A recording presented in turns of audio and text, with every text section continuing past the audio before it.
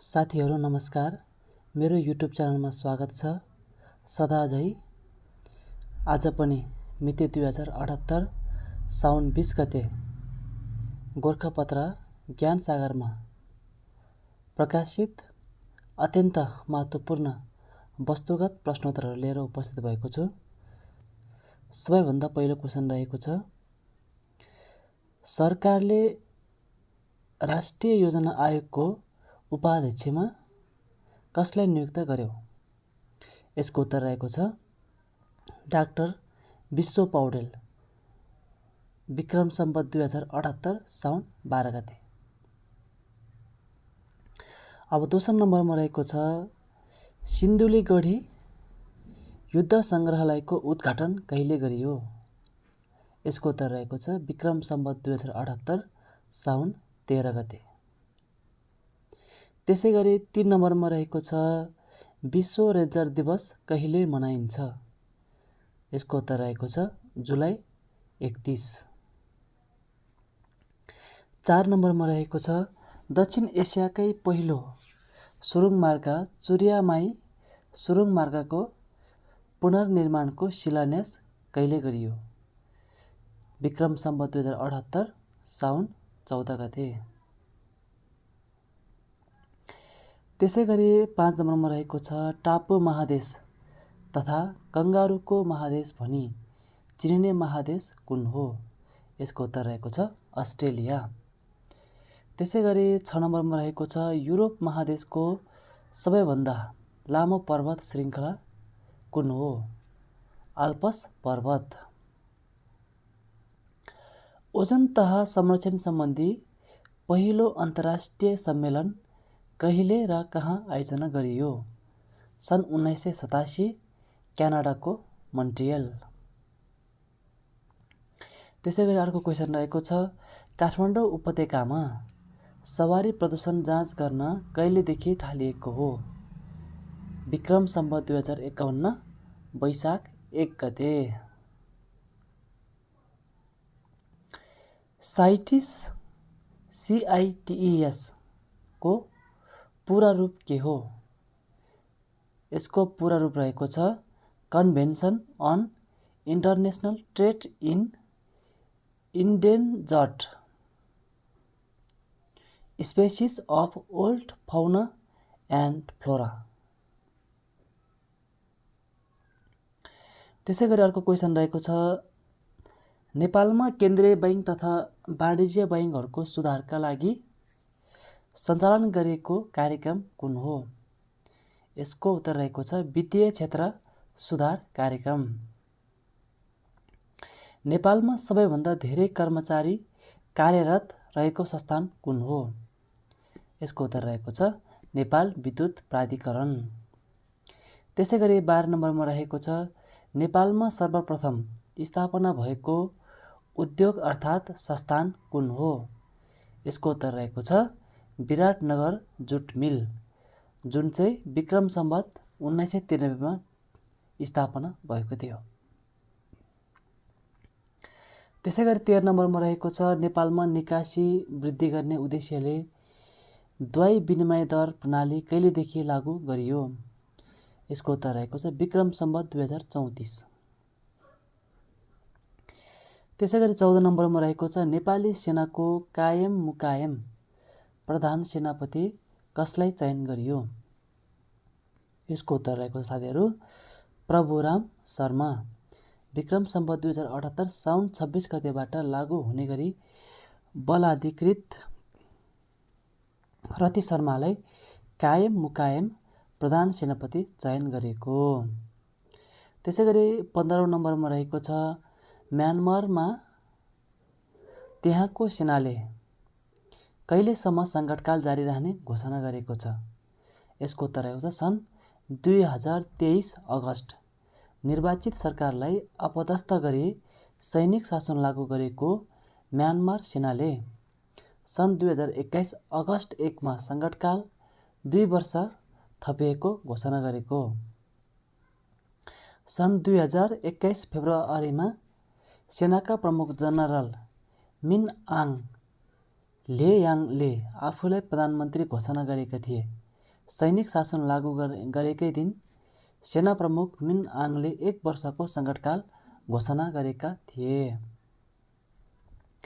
त्यसैगरी 16 नम्बरमा रहेको छ नेपाली कविताको क्षेत्रमा प्रयोगवादी धाराको सूत्रपात गर्ने कवि को हुन्? यसको उत्तर रहेको छ मोहन कोइराला। त्यसैगरी 17 नम्बरमा रहेको छ झर्रोवादी आन्दोलनको उद्देश्य के थियो? यसको उत्तर रहेको छ विदेशी तथा अन्य भाषाका आगन्तुक शब्दहरूलाई रोकी आफ्नैपनका चोखो नेपाली भाषा बनाउने। त्यसैगरी 18 नम्बरमा रहेको छ मन्त्री परिषदले देशभरका 753 वटै स्थानीय तहमा रोजगार सेवा केन्द्र स्थापना गर्ने निर्णय कहिले गरेको हो? यसको उत्तर रहेको छ विक्रम सम्वत 2075 मङ्सिर 3 गते।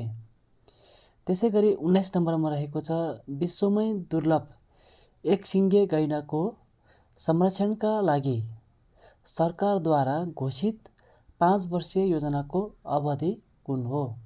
सन् 2017 देखि 2021। त्यसैगरी 20 नम्बरमा रहेको छ काठमाडौँलाई आधुनिक नेपालको राजधानीका रूपमा कहिले घोषणा गरिएको हो?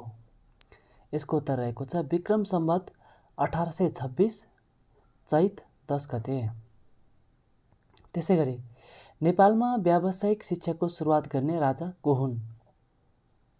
यसको उत्तर रहेको छ जय स्थिति मल्ल। प्रसिद्ध धार्मिक तथा पर्यटकीय स्थल सुन्द्रावती सेतीदेवी कुण्ड कहाँ रहेको छ? यसको उत्तर रहेको छ दोलखा जिल्ला। सुन्द्रावती सेतीदेवी मन्दिर आसपास रहेको पहराको एउटै ढुङ्गामा 7 वटा अद्भुत र आकर्षक कुण्ड रहेको सुन्द्रावती सेतीदेवी कुण्डमा एकादशी, रामनवमी, फागु पूर्णिमा जस्ता पर्वमा ठुलो मेला लाग्ने गरेको। त्यसैगरी समरजंग कम्पनी स्थापना गर्ने राजा को हुन्? यसको उत्तर रहेको छ राणाबहादुर शाह। राणाकालमा यसलाई चपरासीहरूको कम्पनी भनेर चिनिने भीमसेन थापाले यो कम्पनीलाई जेल र अन्य सार्वजनिक महत्त्वका कार्यालयहरूको सुरक्षाका लागि खटाएका।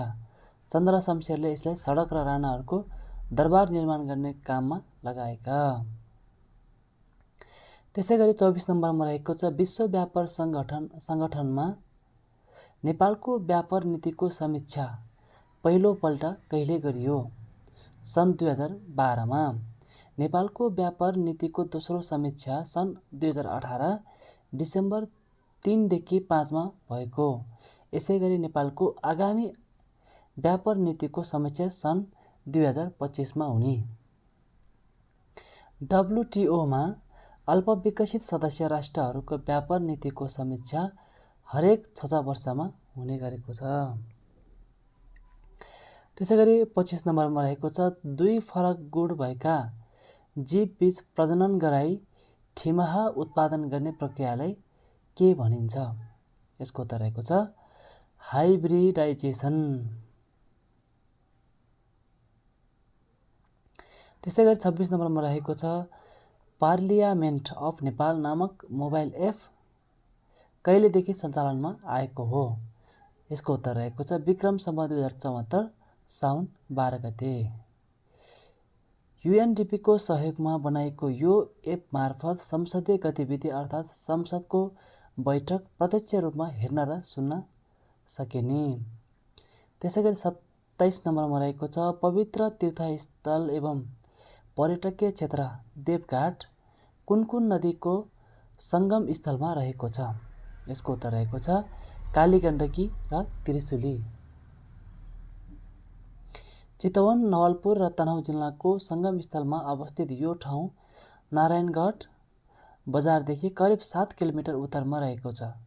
दामोदर कुण्डबाट बगेर आउने कालीगण्डकी र गोसाइँकुण्डबाट बगेर आउने त्रिशुलीसँगै सेती, मर्स्याङ्दी, दरौदी, मादी लगायतका नदी पनि मिसिएर यहाँ आइपुग्छन्।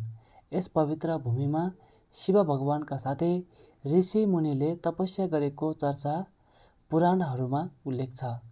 प्राचीन समयमा अयोध्यका राजा रामचन्द्रका गुरु वशिष्ठले यहाँ तपस्या गरेको किम्वदन्ती रहेको छ। यहाँ वशिष्ठको मूर्ति पनि छ। रामचन्द्र वनवास बस्दा असली सीताको रूपलाई यही लुकाएर राखिएको थियो भन्ने विश्वास गरिन्छ। यहाँ स्नान गर्नाले ठुलो यज्ञ गरेको, गाई दान गरेको, 4 धाम तीर्थ गरेको भन्दा धेरै पुण्य मिल्ने विश्वास रहेको छ। माघे सङ्क्रान्ति, वैशाख सङ्क्रान्ति, ठुलो एकादशी, बाला चतुर्दशी लगायत पर्वहरूमा यहाँ मेला लाग्ने गर्दछ। त्यसै गरी 28 नम्बरमा रहेको छ राष्ट्रिय वनस्पति उद्यान र राष्ट्रिय हर्बेरियम तथा वनस्पति प्रयोगशाला कहाँ रहेका छन्? यसको उत्तर रहेको छ गोदावरी, ललितपुर। विक्रम सम्वत 2019 कार्तिक 12मा शाही वनस्पति उद्यानका रूपमा स्थापित यो उद्यान 2062-63 को जनआन्दोलन पश्चात राष्ट्रिय वनस्पति उद्यानको रूपमा नामाङ्कित भएको। दशकौँ पुराना रुख र वनस्पतिको साझा भण्डारको रूपमा रहेको यो उद्यान वैज्ञानिकका लागि उपयुक्त अनुसन्धान केन्द्र रहेको। यहाँ रहेको राष्ट्रिय हर्बेरियम तथा वनस्पति प्रयोगशालामा फुल फुल्ने र नफुल्ने गरी 1,65,000 भन्दा बढी वनस्पतिका नमुना राखिएको। त्यसै गरी 29 नम्बरमा रहेको छ एक ओडा एक कालोपत्रे सडक योजना ल्याउने स्थानीय तह कुन हो? यसको उत्तर रहेको छ फुङलिङ नगरपालिका, ताप्लेजुङ।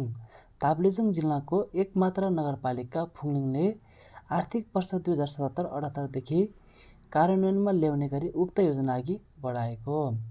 त्यसै गरी अन्तिममा रहेको छ 30औं नम्बरमा इन्टरपोलको सदस्यता नेपालले कहिले प्राप्त गरेको हो? यसको उत्तर रहेको छ सन् 1967 सेप्टेम्बर 27। साथीहरू, यस्तै भिडियो तथा अन्य थप अपडेटका लागि हाम्रो च्यानललाई सब्स्क्राइब गर्न नभुल्नुहोला। धन्यवाद।